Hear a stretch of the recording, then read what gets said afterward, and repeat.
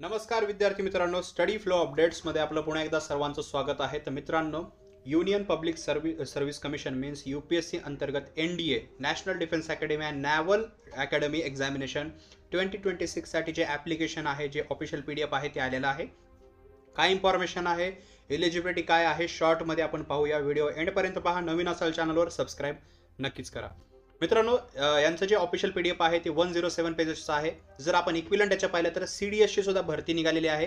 Video तुम्ही I बटनमध्ये as well as चॅनलवरती click करून पाहू शकता. चॅनलवरती डायरेक्टली जाऊन व्हिडिओ सेक्शनमध्ये पाहू शकता. त्यातल्या त्यात हे पण एक भरती आहे, NDAची निघालेली आहे. एलिजिबिलिटी वगैरे पाहूया. सर्वप्रथम यांनी लास्ट डेट फॉर सबमिशन दिलेली आहे. जर तुम्हाला याच्यासाठी अप्लाय करायचं असेल तर 30/12/2025 म्हणजे 30 डिसेंबर 2025 पर्यंत तुम्ही याच्यासाठी अप्लाय करू शकता. अप्लाय करण्यासाठी यांची ऑफिशियल साईट आहे upsconline.nic.in. इथे जाऊन तुम्ही जे आहे ते तुमची प्रोफाईल वगैरे क्रिएट करून इथं अप्लाय करू शकता. आता इथे काही जे इम्पॉर्टंट इन्फॉर्मेशन आहे, जे तुम्हाला फॉलो करायचे आहे ते दिलेलं आहे की तुम्हाला तुमची एलिजिबिलिटी जी आहे ती चेक करायची आहे. त्यानुसारच तुम्हाला जे आहे ते याच्यामध्ये अप्लाय करायचं आहे. त्याच्यानंतर तुम्हाला ॲडमिट कार्ड वगैरे येईल. आता कशाप्रकारे अप्लाय करायचं मी ऑलरेडी सांगितलेलं आहे. वेबसाईट आहे, त्याच्यावरच तुम्हाला जे ऑफिशियल वेबसाईट आहे ते त्याच्यावर जाऊन अप्लाय करायचं आहे. सिम्पल. तुम्हाला जर हे आर्टिकल आता इंग्लिशमध्ये आहे, पण जर तुम्हाला डिटेलमध्ये वाचायचं असेल की जे आपण इथे इन्फॉर्मेशन डिस्कस करू शकत नाही, पण डिटेलमध्ये तुम्हाला वाचायचं आहे मराठीमध्ये, तर सिम्पल क्रोमवर studyflowupdates.in सर्च करा. सर्च केल्यानंतर तुमच्यासमोर एक टॅब ओपन होईल. त्यामध्ये ज्या वेबसाईटमध्ये सर्च एकचं बटन भेटेल किंवा ऑप्शन भेटेल, तिथे तुम्ही सिम्पल NDA किंवा CDSची इन्फॉर्मेशन पाहिजे तरी CDS सर्च केलं तर आर्टिकल तुमच्या समोर होईल. ते आर्टिकल तुम्ही रीड करू शकता. त्यामध्ये याच्या अप्लाइंग लिंक्स ॲज वेल ॲज याच्यामध्ये डेट्स, त्यात ॲज वेल ॲज याच्या ज्या गाईडलाईन्स आहेत, सर्व काही इन्फॉर्मेशन मी तिथं प्रोव्हाइड केलेली आहे. तर लास्ट डेट मी ऑलरेडी सांगितलेली आहे. जी तुमची मार्किंग आन्सर शीट असणार आहे ती OMR शीट असणार आहे, MCQ टाईप क्वेश्चन. आणि जे मार्किंग तुमचे जे रायटिंग आणि मार्किंगचं दोन्ही होणार आहे ते OMR शीटवर होणार आहे. पेनल्टी फॉर रॉंग आन्सर्स आहे, त्याच्यामध्ये नेगेटिव्ह मार्किंग आहे. सो मेक शुअर तुमचे जे आन्सर द्यायची जे ही आहे पद्धत आहे ती एकदम ॲक्युरेट असली पाहिजे, जेणेकरून तुमचे आलेले मार्क जाणार नाहीत. सो ह्याच्यामध्ये नेगेटिव्ह मार्किंग आहे. So make sure that.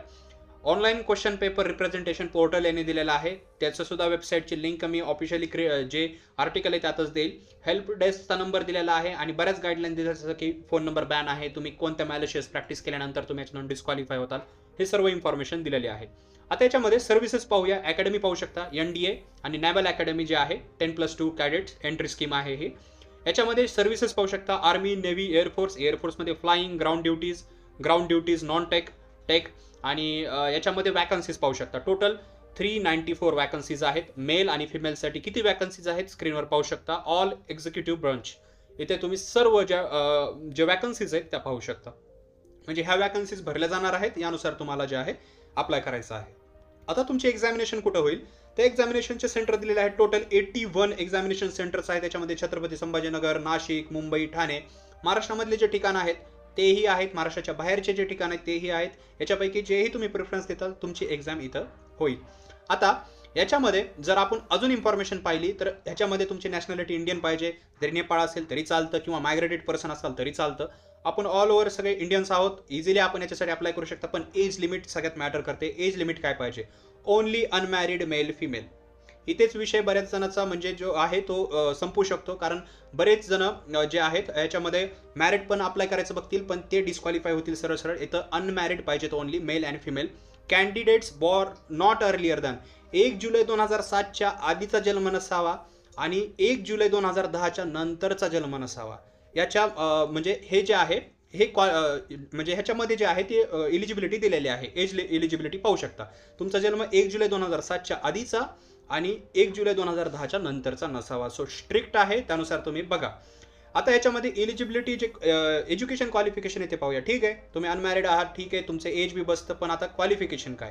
For army wing of national defence academy 12th class pass पाहिजे of 10+2 pattern. School education equivalent examination जे आहे ते तुमचं स्टेट बोर्डचं झालेलं पाहिजे, म्हणजे 12वी pass.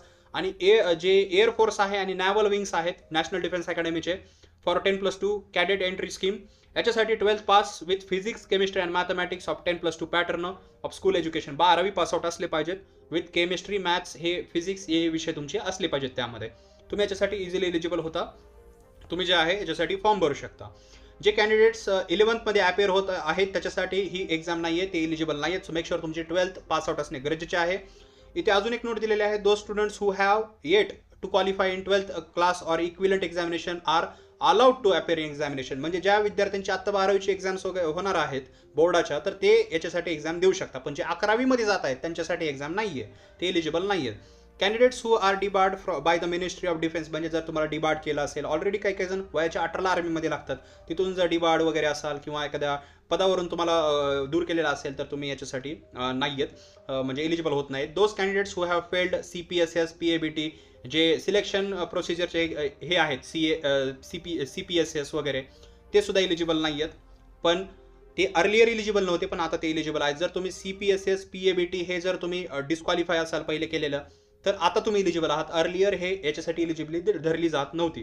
Physical standard must be, तुम्ही फिट असले पाहिजे त्याच्यासाठी. लक्षात ठेवा, तुम्हाला जे फिजिकल स्ट्रेंथ आहे तुमची ती चांगली पाहिजे. फी याच्यासाठी दिलेली आहे, जे आहे ती 100 रुपये आहे ओनली.